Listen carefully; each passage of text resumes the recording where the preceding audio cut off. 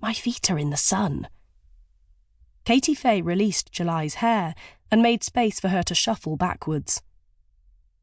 For the past few weeks, July had been racing out into the playground straight after lunch to secure their place next to the wall in a coveted strip of shade, which diminished as the afternoon bell drew nearer. "This heat is deafening," Yaya had said last night on the phone when she called to wish July a happy birthday eve. "Don't you think?" July had nodded into the mouthpiece while her lips circled around a question.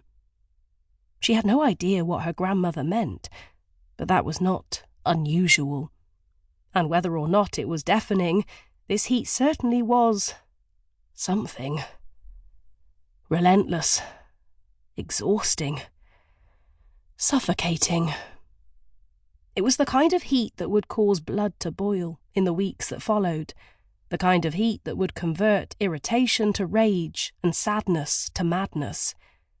But most of the other kids didn't seem to notice its weight pinning them down, especially not the likes of Year 5's self-designated queens, Sylvie and Helen, who grew more tanned and blonde with every day that carried them closer to the end of term. "Who are they playing now?"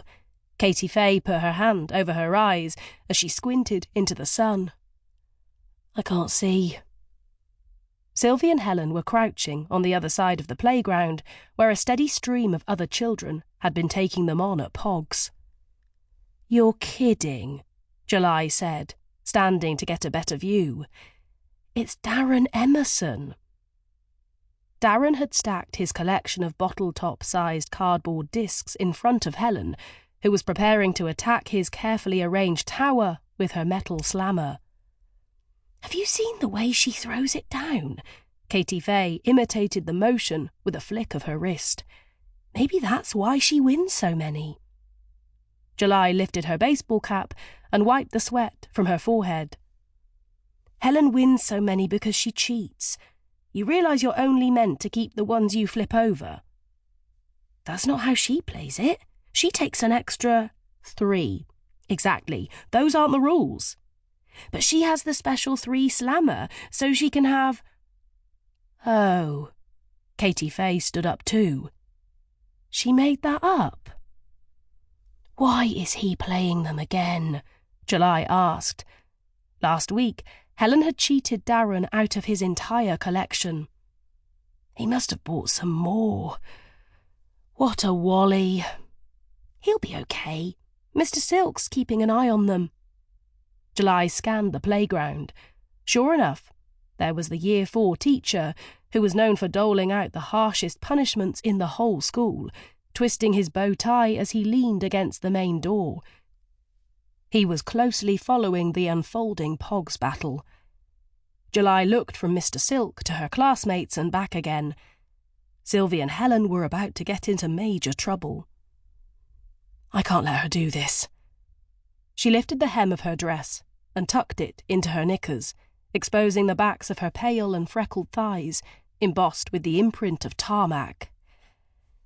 "Here we go again," Katie Fay said, leaning back against the warm bricks of the school building as July stretched her arms above her head to limber up and twisted her pink baseball cap so that it was facing backwards. She stepped out from the shade and marched across the playground. July possessed 18 facts about her mother. They were all she had been able to glean in her 10 years, mostly from her grandpa Tony, because her father found it unbearably painful to talk about his late wife. These facts were a precious collection of ribbons, scraps of thread and shreds of cotton, the odd button and a sequin, each torn from the patchwork quilt of actions and wishes and feelings that, sewn together over a lifetime, had made up her mother. They fitted neatly onto one side of A5, the list of Mum, which she kept folded and hidden in her pants drawer. Her father would never go in there.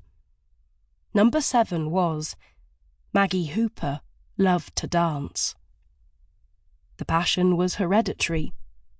As July made her way across the playground, she began to twist her hands above her head, lunged to one side, and launched.